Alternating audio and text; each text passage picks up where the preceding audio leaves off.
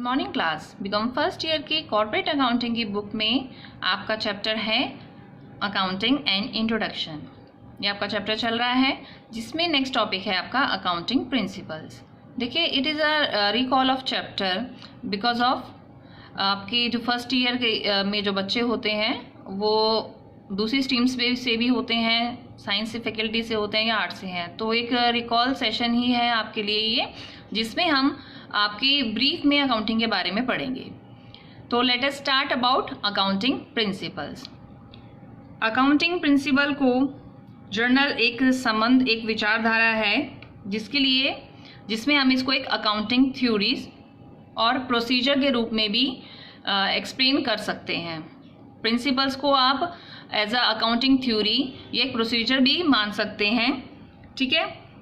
Pattern और लिटिलटन ने इसको थ्योरीज की जगह पर, प्रिंसिपल की जगह पर, थ्योरीज की जगह पर इसको एक स्टैंडर्ड का नाम दिया है, ठीक है। किसने दिया है? पैटन और लिटिलटन ने। वो इन्हें स्टैंडर्ड का नाम देते हैं, ना कि प्रिंसिपल्स का नाम। क्यों देते हैं? ठीक है, कोई ना कोई वजह रही होगी, रीज़न रहा होगा, ठीक है। तो आइए उसके बारे में डिस्कस करते हैं, कैसे हुआ ये सब चीज़ें। According to the IFAC, international federation of accountants ने इंटरनेशनल अकाउंटिंग स्टैंडर्ड कमेटी का गठन किया। एक कमेटी बनाई जिसमें बहुत सारे आपके अकाउंटिंग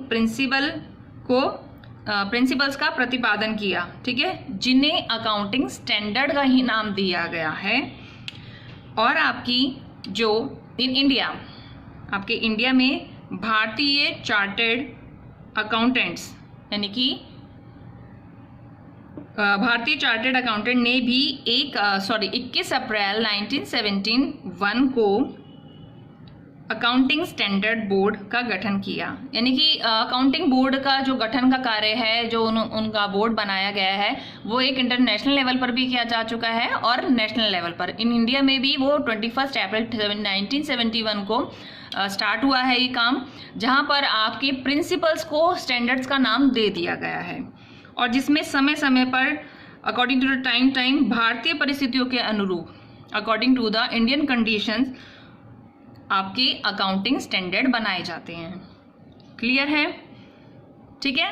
तो प्रिंसिपल जनरली आप किसी एक चीज़ के लिए यूज़ नहीं कर सकते, प्रिंसिपल्स को ही स्टैंडर्ड कहा जाता है जिसके आधार पर हमको काम करना होता है।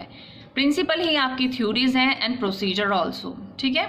तो पहले तो क्लियर हो गया आपको कि प्रिंसिपल स्टैंडर्ड ही हैं, ठीक है, और आपकी थ्योरीज हैं एंड प्रोसीजर्स हैं, ठीक है। क्लियर है? अब नेक्स्ट आती है बात किस चीज़ के लिए लेकर, कि इंटरनेशनल अकाउंटिंग स्टैंडर्ड में। Then the international accounting standard committee has by now developed 41 accounting standard, ठीक है। पहले 14 AS 14 हुआ करते थे, अकाउंटिंग स्टैंडर्ड 14 होते थे, पर टाइम के हिसाब से इसमें अल्ट्रेशन होते गए, बदलाव होते चले गए हैं, ठीक है। अब इंटरनेशनल अकाउंटिंग स्टैंडर्ड कमेटी ने क्या किया है कि 41 अकाउंटिंग स्टैंडर्ड बनाए हैं, of which 2 have been withdrawn, जिनमें से 2 निकाल लिए गए हैं, कुछ रीज़न रहा होगा। Then the institute of chartered accountants of India has also set up a body known as accounting standard board which has so far formulated 32 accounting standard and are approved by the Council of the Institute of Chartered Accountants of India। तो ये चीज़ ये तो clear हुई कि international level पर आपके accounting standard 41 है, जबकि according to your institute of chartered accountant India में आपके 32 अकाउंटिंग स्टैंडर्ड हैं। 41 जो इंटरनेशनल लेवल पर हैं उनमें से 2 विड्रॉ किए जा चुके हैं, ठीक है, अब तक। तो यानी कि आपके कितने रह गए? वो 39 अकाउंटिंग स्टैंडर्ड रह गए आपके इंटरनेशनल लेवल पर, जबकि भारतीय स्तर पर आपके नेशनल लेवल पर 32 अकाउंटिंग स्टैंडर्ड ही हैं जो कि अप्रूव्ड किए हैं, अप्रूव्ड बाय द काउंसिल, ठीक है। अब अकाउंटिंग प्रिंसिपल में क्या क्या चीज़ आपको ध्यान में रखनी है? रूल्स, फर्स्ट कंडीशन है आपकी rules and the second part है कैरेक्टरिस्टिक्स ऑफ अकाउंटिंग प्रिंसिपल, ठीक है। रूल्स में सबसे पहले आ जाएगा आपका यूजफुलनेस, उपयोगिता, कि आपके जो अकाउंटिंग प्रिंसिपल हैं या आपके स्टैंडर्ड हैं निम्नलिखित नियमों से शासित होते हैं, यानी कि उनको फॉलो करने के लिए you have to follow some rules and regulation. ठीक है, आपको फॉलो करने पड़ेंगे रूल्स एंड रेगुलेशन। फर्स्ट है यूजफुलनेस, उपयोगिता होनी चाहिए। कैसे? आपके जो अकाउंटिंग प्रिंसिपल हैं, अकाउंटिंग से संबंधित सभी जो आपके स्टेटमेंट्स हैं यानी कि विवरण पत्र तैयार करने में यूजफुल होने चाहिए और उपयोगी होने चाहिए। यूजफुल होने भी चाहिए और उनको बनाने के बाद उसका कुछ काम भी आना चाहिए। ये प्रिंसिपल उन व्यक्तियों के लिए भी अर्थपूर्ण होने चाहिए, मीनिंगफुल होना चाहिए, मीनिंगफुल फॉर दोज पीपल जो इन विवरण पत्रों का उपयोग करने वाले हैं। Who uses this financial statement नहीं, दिस स्टेटमेंट, यानी कि उनको ऐसा होना चाहिए कि यूजफुल होना चाहिए। सपोज टेक एन एग्जांपल, जैसे मैं आपके लिए वीडियो बना रही हूँ, ठीक है, अगर आपको समझ नहीं आ रही है, आपको क्लियर नहीं दिख रही है, तो that is useless for you, आपके लिए यूजफुल नहीं है। तो जिन लोगों के लिए भी ये किया जा रहा है उनको यूजफुल होनी चाहिए, उनके लिए, उनके काम की होने चाहिए। वैसे ही प्रिंसिपल्स में ये नियम लागू होता है कि यूटिलिटी होनी चाहिए।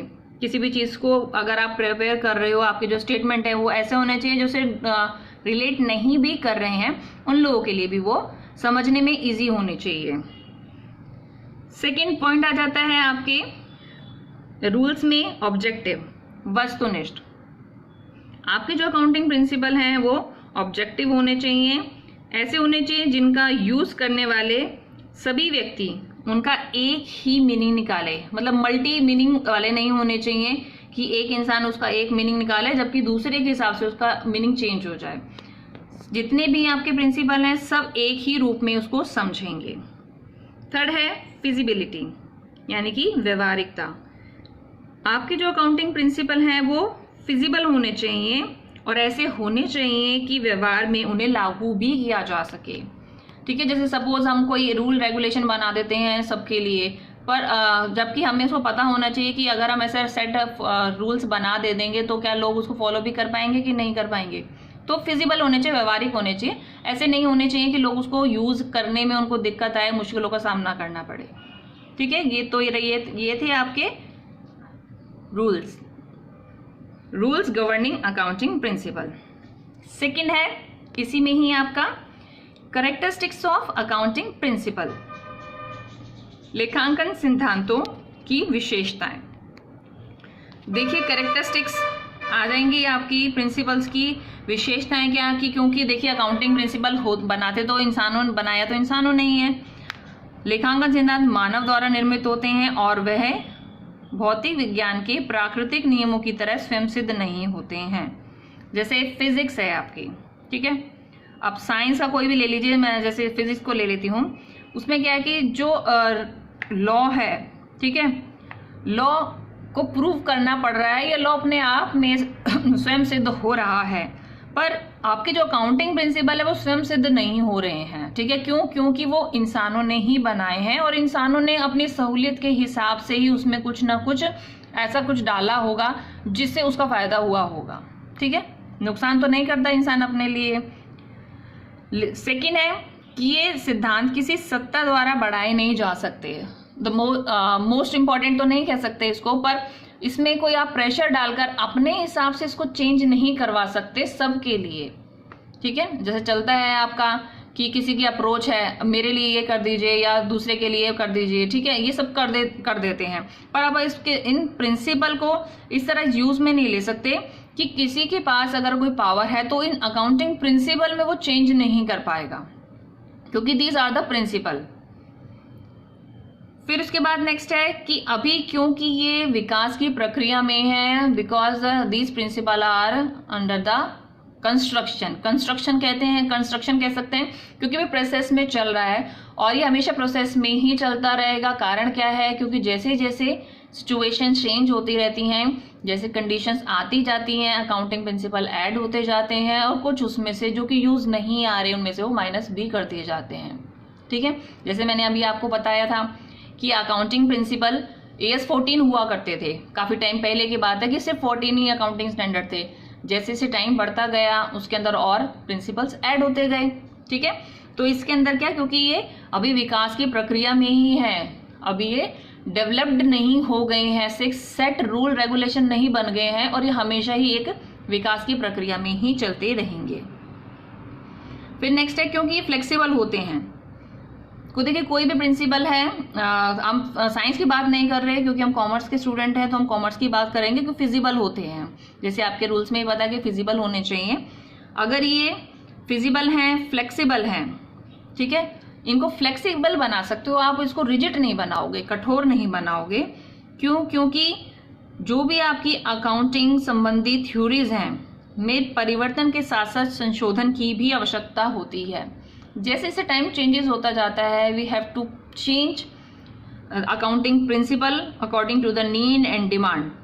ठीक है, हम उसको चेंज करते जाते रहते हैं थ्योरीज में भी, और इस प्रकार से क्या होता है कि जो आप चेंज करते हैं यानी संशोधन करते हैं वो आपके नेशनल और इंटरनेशनल लेवल्स पर भी करना होता है।